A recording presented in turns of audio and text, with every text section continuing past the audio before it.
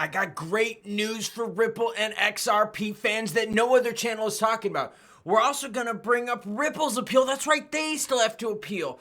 Billions flowing into the crypto market, but we need more security. XRP price talk. Due to the graphic nature of this program, listener discretion is advised. Let's get this weekend started off right and talk about PayPal news that's good for XRP. No, your comments come first. Hot, spicy, naughty, relevant. Maybe I'll shit in the beginning of the next video. Gramps says, now I all know we all hate the Peen, Pocahontas, Mad Maxine, and all others hating on the crypto space. But with all the weak-ass security and scams that are so prevalent these days, it really seems like something needs to be done to get this all into shape before we attract more legit money, yeah? Not sure how I feel about it all. That's a great point, Gramps. We want more money to flow into crypto. We gotta get more security because crypto's really about trust. So is banking, so is stablecoins. Where do you park your money? Where you have the most trust that it's not going to implode.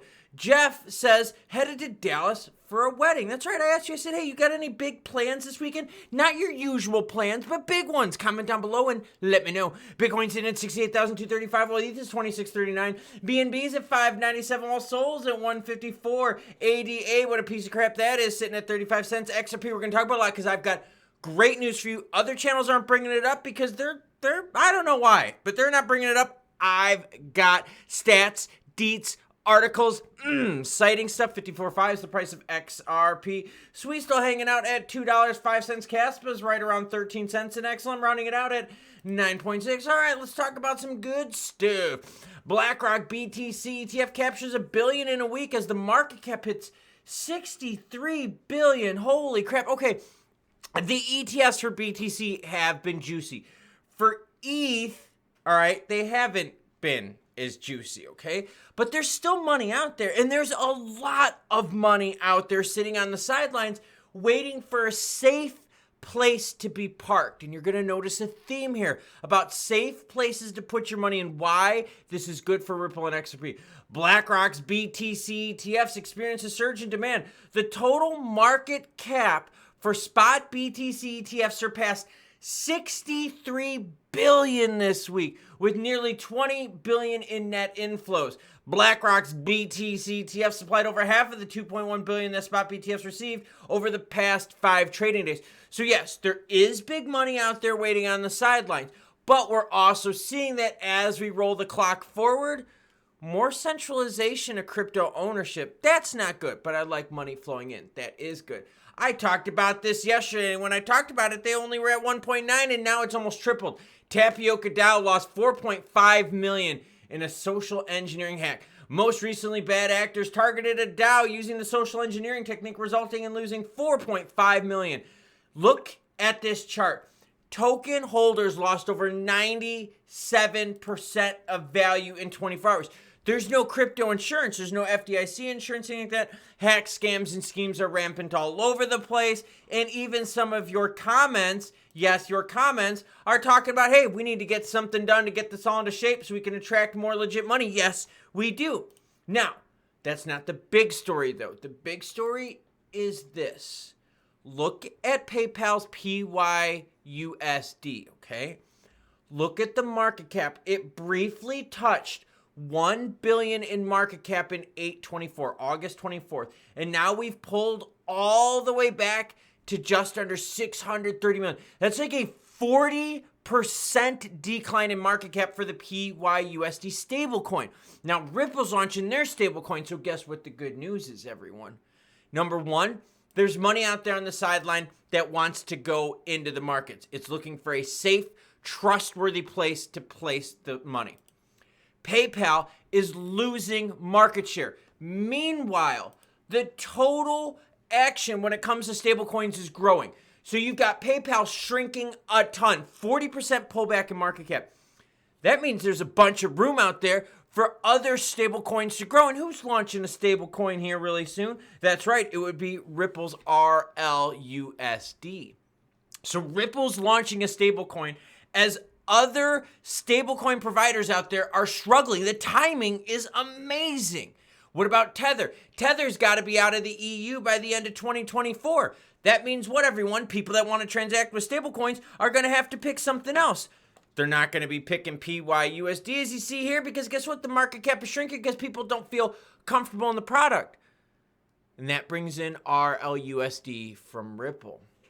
So the news here is really big about opportunities and growth. We just got to attract the trust with safety of products. Now, we're going to talk more about Ripple too. I just wanted to share that little tidbit with you, how PYUSD is failing, leaving the door open for RLUSD to succeed. Now, remember, Ripple's got to still file their Form C as well. And basically, Brad told us, look, what we're going to file is to make sure nothing gets untouched. They want everything to be covered by the courts so that, guess what, everyone? We've got extreme ultimate clarity. Almost sounds like they know it's going to end up in the Supreme Court, so they might as well just throw everything on the plate. Ripple's set to file Form C next week, and when that happens, I will bring that to you. So make sure you hit the subscribe button and notification bell so you get info right away. All right, potential arguments for Ripple. He thinks Ripple argued that its sales to institutional investors in certain transactions on ODL aren't investment contracts. James, we're talking about, James explains that Ripple will view these sales as wholesale contracts, suggesting that the goal is for institutions to resell XRP rather than invest in Ripple directly. James feels frustrated that the old legal frameworks are being applied to new technologies like crypto. This goes even further, okay? And I wanted to share something with you, and this is really cool, okay? This is from Stuart Alderati, and we're going to go back and forth here just a little bit. Stuart Alderati, Chief Legal Officer of Ripple, says this: the secondary market for this ticket doesn't make it a security, just like trading crypto doesn't. Not every market is a securities market. Think about that, right? You bought a little Taylor Swift ticket, and now you're like, maybe I can sell it on eBay. Maybe I could sell it on StubHub. Is that all securities trading? No, that's the secondary market. What are we doing with XRP? We're on the secondary market playing with that. What about baseball cards? Secondary market, right? First time those baseball cards were sold, they were sold to stores. Then we bought them at stores and we were hoping to make money on it. So Stuart's got a great point, and this leads into Ripple filing that Form C. Now let's keep learning even more.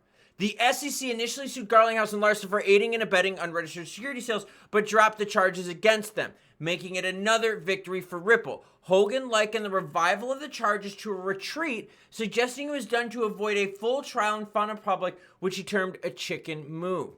The SEC also has broader implication, with Hogan warning that it could backfire. While a win for the SEC might result in financial penalties, and that's what a lot of us are thinking about here. The SEC asked for $2 billion in penalties for primary sales, right? Programmatic sales. The courts came back and said $125 million. So obviously the SEC isn't happy with that. What is the SEC going after? Programmatic sales. They're going after the institutional stuff. Now, Fred Rispoli comes in and has a great tweet here, okay? Now, as always, any article you see in this video, along with the other ones, will be linked in the description below. You're welcome to read it, but I'm just going to pull out a little blurb out here, okay? Listen to this. The reference to appealing the summary judgment is ambiguous, and it means that the SEC announced that it could appeal any aspect of that. So there is obvious programmatic sales, other distributions, and less obvious whether XP is an investment contract. We won't know until the briefing comes out, but no questions where the issues are at minimum raised to request the interlocutory appeal. And we learned that they're not challenging XRP status in the secondary market. So it goes back to what Stuart said about, Taylor Swift tickets, reselling them and reselling XRP. So if the SEC is sitting here not going after XRP in the secondary markets, then isn't the SEC admitting that we need all new regs? Because think about that. Isn't the SEC going after like every other freaking crypto out there as being a security? But yet now they're like, no, we don't want to go after XRP being a security. Well, SEC, now you made the waters even more murky, telling us that yes, we do need new regs. And right now, Coinbase is suing the SEC on an expedited trial basis to get these more clear regs. So the SEC may have shot themselves in the foot. So not only do we've got good news about a market having lots of money on the sideline, waiting for a place to put its trust, the stablecoin market is juicy. There's players in the stablecoin market right now that are failing miserably, leaving the window open for RLUSD. The SEC comes out, goes after programmatic sales, but leaves secondary alone. which, oh my gosh, now SEC, why don't you just make this more confusing for everyone?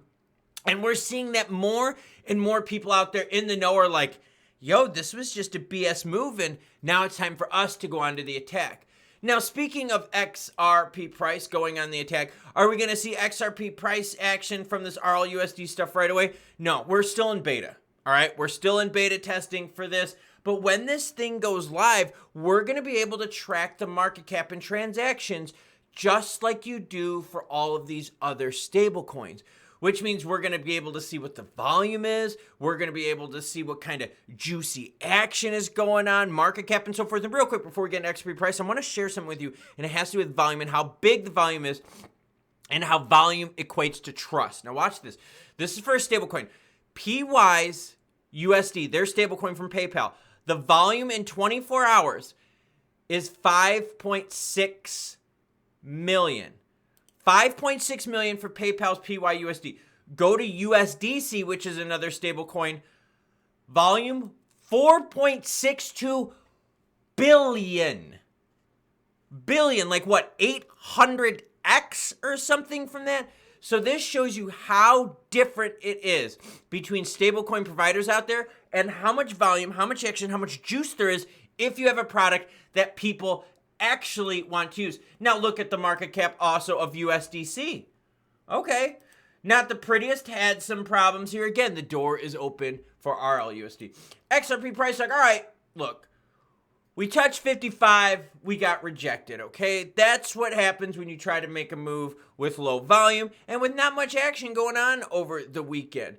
In terms of XRP price, volume has gone down. We know this on the weekends. Don't be shocked by that. We're down 33% in volume. But the volume is still 742 million, way better than PayPal's PYUSD, which is just over 4 million. That kind of sucks ass. Swinging on over to the candlesticks, we look at this, and I'm going to zoom in just a little bit here, and I'm going to leave my cursor just like this right here, because this is it. This is the zone right here. Elections, Fed rate cut decision, and then CPI data all right here. This is going to be freaking wild. Now, if we zoom in a little bit more and we go to the 15-minute candlestick, check this out. After the pump and dump, right, the Torres pump and dump action, okay, we've seen what's happened with XRP. It's been flat but slowly working its way up. Again, if I move this over, if I zoom out, let's do this. Let's zoom out just a little bit so you can see this move. We're going to be moving into some juicy action times. I mean, for real, if the SEC is only going after institutional stuff and they're leaving secondary markets alone, well, that helps us out. Ripple is launching a stablecoin. Stablecoin markets are having some problems. Money is on the sideline, but even more money can be put on the sideline somewhere down here. And you're like, well, Klaus, why would there be more money on the sideline down here? Because as they start lowering rates globally, it makes more money affordable. As money's more affordable, you could take more risk. Ripple's RLUSD is going to be way less risky than a bunch of other stablecoins out there, which is going to be great for them.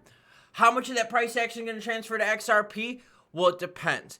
It depends on how fast they cut rates and what the elections look like. Because if you want crypto to really move, you're going to need some favorable elections in order to make that happen. And it's all about trust in the crypto market and anything we can do to increase that trust, whether it's creating new regs, getting more clarity from the courts, the SEC themselves not going after secondary stuff, which is great for all of us. But look at PayPal, PYUSD. Touched $1 billion in market cap and now pulled back 40% in less than 2 months. And the volume is absolutely garbage. But then you look at USDC and Tether where you're like, yo, y'all are making tons of money. And that's the market that Ripple wants to go after. Now, in terms of secondary sales, I gotta be honest with you. We're in this weird murky water, right? Where we kind of see stuff, but we kind of don't. We have some clarity, but then some courts aren't recognizing that clarity. And then the SEC doesn't even decide to go after secondary sales. And we're like, but wait a minute. We don't need new regs? Like, what the hell are you talking about? Because guess what? Now, some cryptos aren't securities. Some are. What rules are we making up here? And those weird kind of cloudy rules are going to keep some money on the sidelines because that money is like, yo, we need clarity.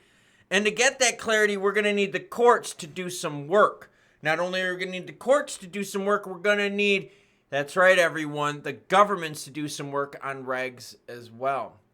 Because until we get that, agencies like the SEC can do whatever the hell they want because they're getting protection from above. Now, I asked earlier, hey, what big plans you got this weekend? I want to hear them. Comment them down below. Big plans. I don't want to hear about you going to the grocery store. I want to hear about big stuff. You got weddings, birthday parties, big sporting events you're participating? Let me know because I'd love to share it at the beginning of the next video. I've got a long run I got to do today because in 2 weeks, Dad is racing 100K in the mountain, and I better be ready because I got to pack all my gear with me because, well, I'm going to be by myself for a long time. I'll catch you cool cats later, and as always, choo-choo, bitches.